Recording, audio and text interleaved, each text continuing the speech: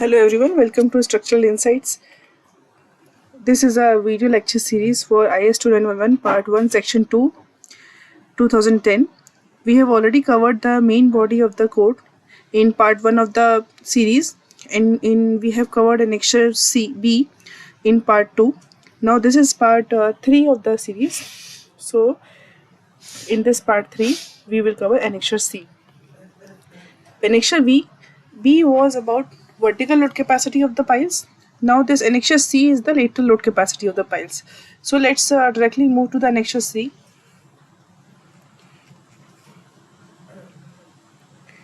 So this is the annexure C of the code. This is analysis of laterally loaded piles. To understand this annexure completely, we must understand three things before. First one is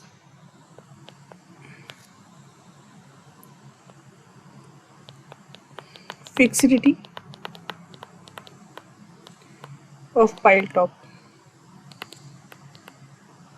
What is that? Number 2, N30 calculation. What is N30?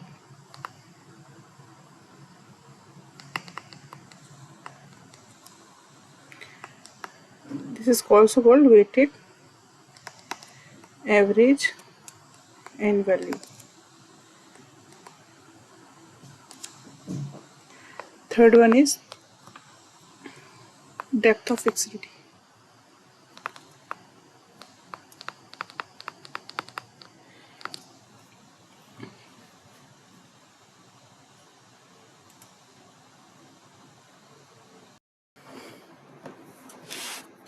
So fixity at pile top. So first of all, we must understand when you call the pile as fixed or free at the top.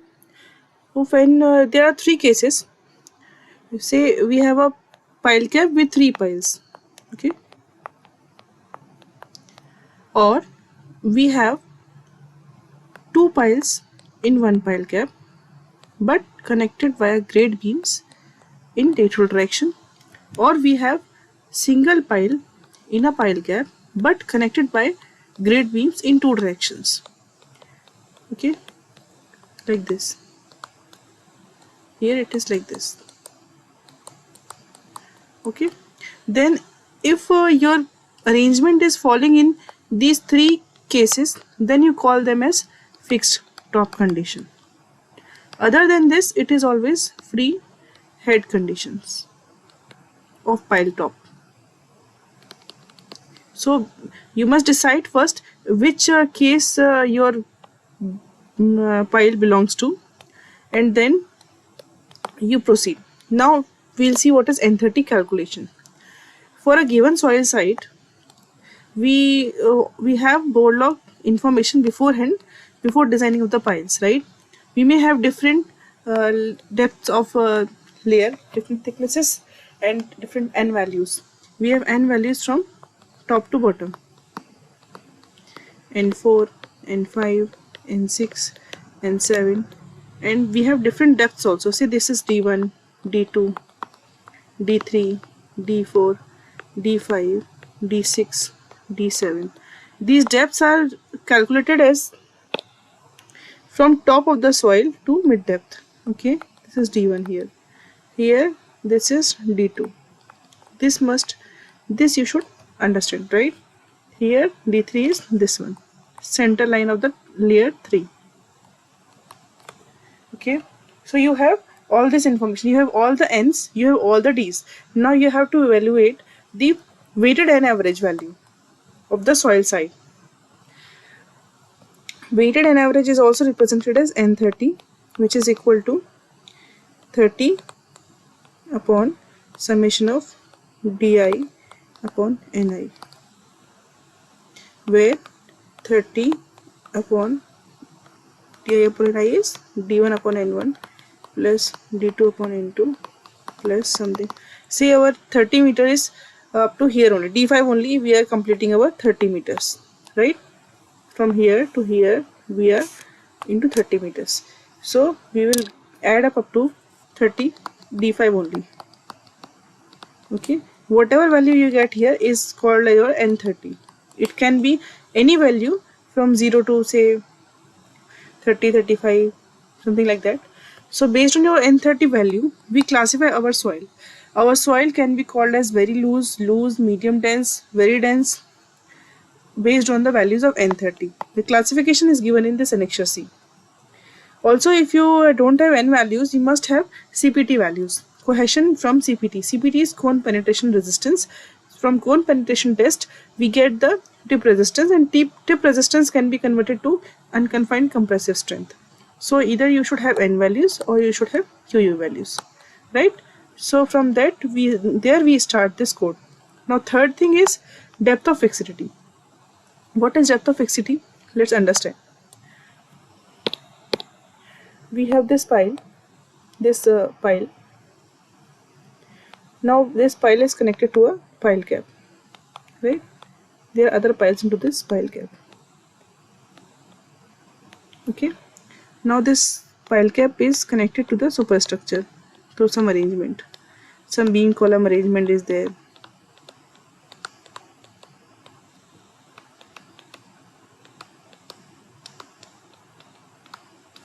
Then there is a wind load coming on the superstructure, or there can be an earthquake load, right? And because of this analysis, you do this earthquake analysis. Something is not right. Okay, let's draw it from here. What's wrong? Okay, maybe it is cancelling.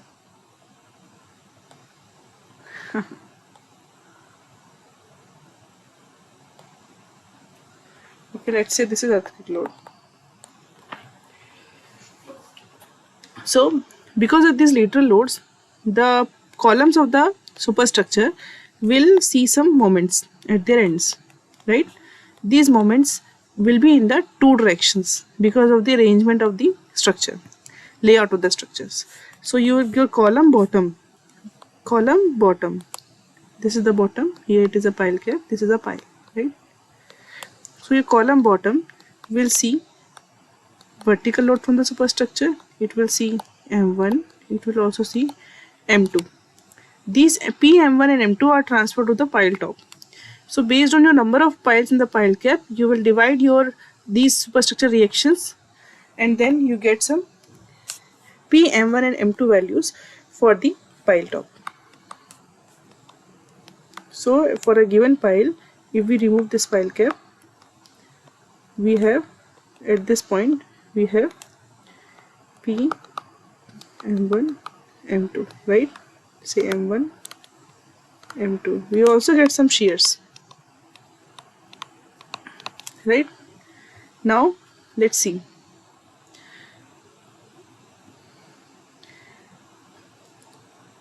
Because of this horizontal load, this shear that is coming, or equivalent moment that is coming, this pile, this is the center line of the pile, right? Center line. So this pile will see some bending moment. Pile bending moments are like this. Okay, this is like, you can say this is positive here, this is negative here, and this change sign from here. Now you see this. This point is seeing the maximum bending moment. Okay, and for a given soil type, say loose or dense or maybe medium, it will depend on your N values. So because for the given soil type, this point is known as depth of fixity when you measure from top to this point. So this DF value, it will keep on changing for the type of soil. If your soil is loose, this depth of fixity will move down. If this soil is dense, this depth of fixity will be up. So this depth of fixity will keep on changing. It will depend on the N value. So you have understood all these things here. First of all, the fixity. First of all, you decide based on your layout whether your pile under consideration is fixed or free.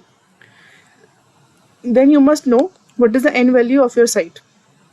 Then you must understand that df values will be higher for the loose ends and it will be lower for the dense ends. This thing is should be like under consideration before starting this annexure C. Now let's begin with annexure C. This annexure is given for sands and clays both. So we will first of all we'll discuss with sands, then we will see clays. So see, stiffness factors. So IS code has defined for sands stiffness factors as Py upon eta h into Z. This is eta h. Okay, this eta h you can obtain from here. Table. This table is table 3.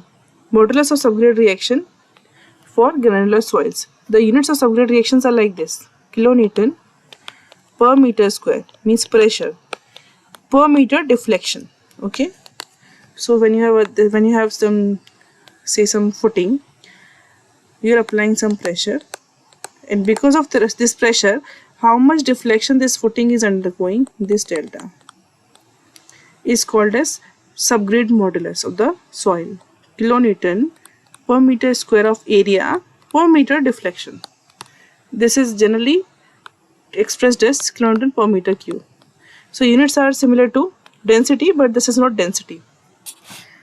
Now you see eta h. Eta h is higher for dry sands and it is lower for submerged sands. And based on your n value, this n is nothing, but this is weighted and average, which you have already seen. So based on your n values for the given site of 30 meter depth, we will evaluate the n value and we will see it from here. These n values, say your value is coming out to be 10. So 10 corresponds to loose sands, and for loose sands, if your sand is dry, then you have 2.5. If it is submerged, it is 1.4. So these values are to be multiplied by 10 power 3. Then only they will be expressed as kilonewton per meter cube. So suppose your value is 10 and here your sand is dry, then your value will be 2.5 into 10 power 3. 2.5 into 10 power 3 means 2500 kilonewton per meter cube. Understood? So from that you get eta h. Now once you have obtained eta h, we'll come down. We'll come to this formula C2.3, stiffness factors. So this stiffness factor T in meters is cube root power 3 root power 5 EI by eta h. Eta h from the table. E is the piles materials Young's modulus, right? So E is, if it is a concrete pile, how do you obtain E? E is 5000 root FCK. So E is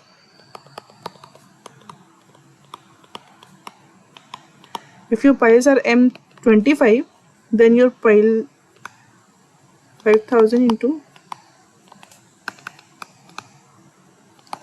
5 this will be 25,000 Newton per mm square. And I is the cross moment of inertia of the cross section of the pile. So it will be pi by 64 d4. Okay. So you know already EI and eta h. So you get T in meters. Now based on your T, we will come to table number 5. In table number 5, we have to see whether your L length of the pile is less than 2T or it is greater than 4T. If it is greater than 40 or equal to 40, then it is called as long elastic piles. If it is a long elastic pile, then equivalent cantilever approach is valid for the pile. For this equivalent cantilever approach is being followed in annexure C. So we will come to C4 for long elastic piles. Equivalent cantilever approach gives a simple procedure for obtaining the deflections and moments due to relative small lateral loads. This requires a determination of depth of virtual fixity ZF. Okay. So this ZF is obtained from this graph. This is called figure 4 of IS 2911 part 1 section 2, called as depth of fixity. So what happens here is, see, we are here. Now before reading this graph, first of all we must know what is horizontal shear. Equivalent horizontal shear. On a pile top, we have some moment, we have some shear from superstructure. I am talking about one way moment and one way shear only right now. Based on this one way, we will convert to two way. So based on this we have P and M. So after, if I want to convert this M into equivalent shear, then what I will do? I will do this. M upon V will give me some E value, right? This E is a eccentricity, you can say eccentricity of V shear at some height. Say I am applying this V not here, but I want to apply this E at some height here, like this. This is E. So this V into E will give me some moment which is equal to M is equal to VE. So this E that you have obtained by converting this M into shear is of use here in this graph. You have to obtain this E from the moment given. If there is no moment given, only shear is given, then your E is definitely 0. But if it is a fixed end case, fixed top case, then you must get some E value. Based on that E value, you get your E by T value. T is the relative stiffness that you have already seen. T is here, stiffness factor. So this stiffness factor you already know. So E by T you get, and E by T is the horizontal axis. This L1 by T is nothing but E by T. See here it is written L1 by L1 is equal to E. So this E by T is here. Suppose E by T is 2. So from 2, now you decide. Now we are talking about cents. So for cents, these two are valid. These two. And this dotted line is for the fixed head. And this solid line, it is for the free head. Okay. So right now our case is say fixed head case. So for fixed head, I will go to this graph, and from here I will go here. So this is say 1.95. So 1.95 I am getting as LF by T. LF by T is equal to 1.95. So my LF would be 1.95 into T.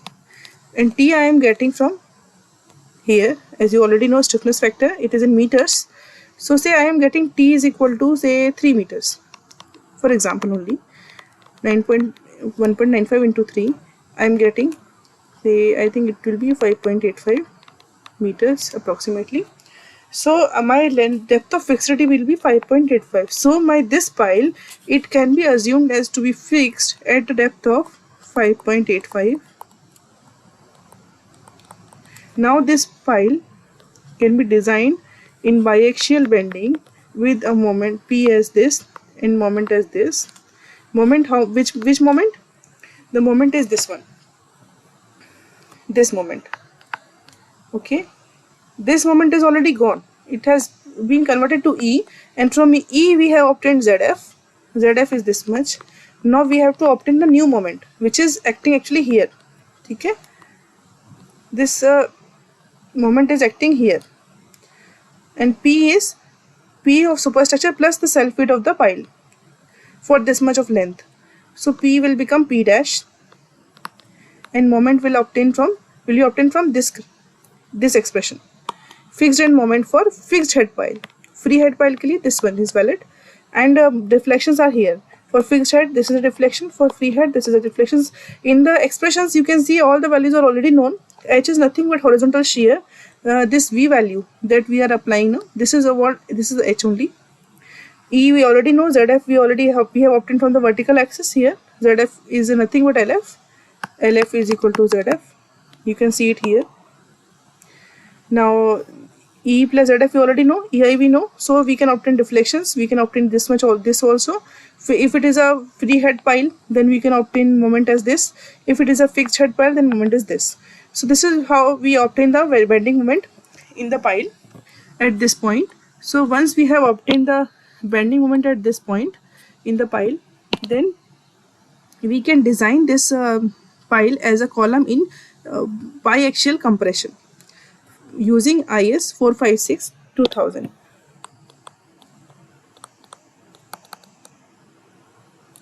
Okay. So IS 456-2000 in compression member design, you will get the design for the biaxial moment.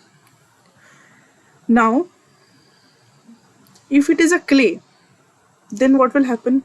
For clay, the only difference here is instead of N values, you get QU values, right?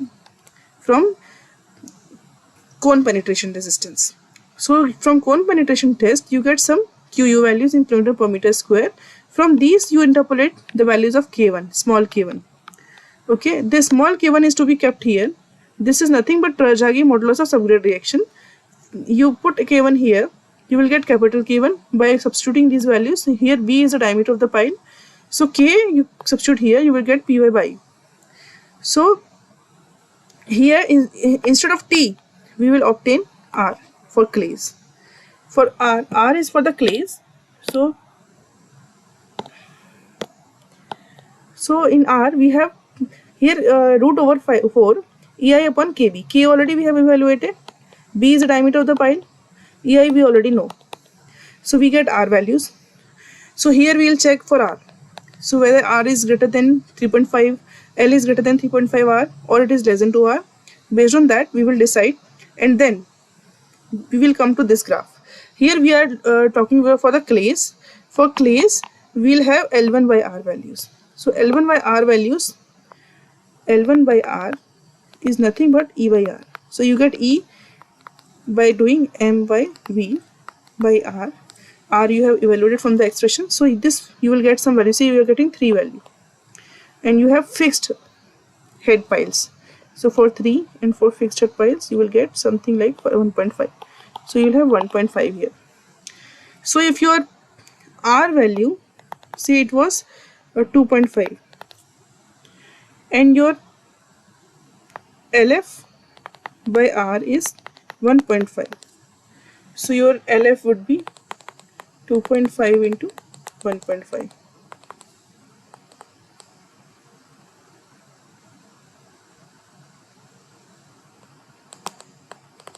Okay, so your LF will be 3.75 meters. Means for clays, your pile fixity is less. Okay, your pile is fixed like this and LF is this.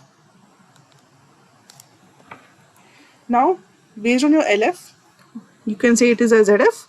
You can obtain the moments for free head or fixed head condition as per the case, and for deflections for free head and fixed head. Now, having been obtained these MF values, this code says that these MF values obtained from these formulas based on equivalent cantilever approach are higher than the actual moments that are coming on the pile. So these moments can be further reduced using the moment reduction factors. This vertical axis is moment reduction factor based on your L1 by R or L1 by T values. L1 means E by R or even E by T values. So E by R or E by T values you put here, you interpolate, you go up to this graph and you get the vertical axis. Though see this 0.6 you are getting, so your 0.6 you have to multiply here or here based on your case, whether it is a fixed head or free head pile. Then you will get the actual moment. For that moment, you have to design your pile by axial bending. Now you must understand that any pile will see not only moment in one direction, but it will see moment in other direction. So for all the moments and shear combinations, you will have two values of E values, eccentricities, right? These E values. This E value you will get at 2 points. See, this you are getting from one-way moment. But if you have biaxial bending, you will have 2 M1. You will have 2 V1, V, right? So you will get 2 E's.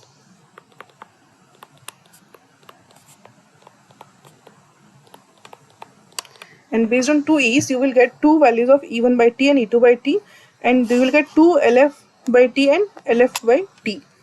And those two values you will use here, and here you will get two moments at the base of the pile.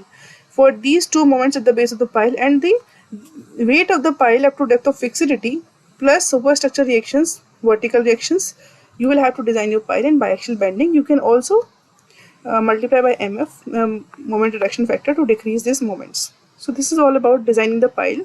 So you must realize that now annexure B of this code does not talk about the reinforcement in the pile, right? Annexure C gives the reinforcement. Also, you must understand that annexure B gives vertical load carrying capacity of the pile in a given soil.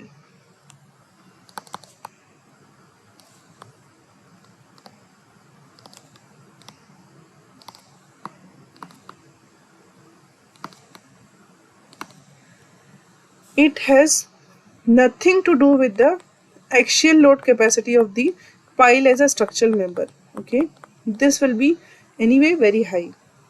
So this you should not confuse with the pile. You should never get confused with the column in axial load, right? Axial load capacity calculation of pile is completely different than the capacity calculation of a column. You must refer IS 456 2000 for evaluating the vertical load capacity or the cross section capacity of the column in compression, and for axial load capacity of piles you have to refer IS 2001 part 1 section 2 annexure B. Thank you for being with us. We will see you in the next video. We'll see you in the next video. Thank you.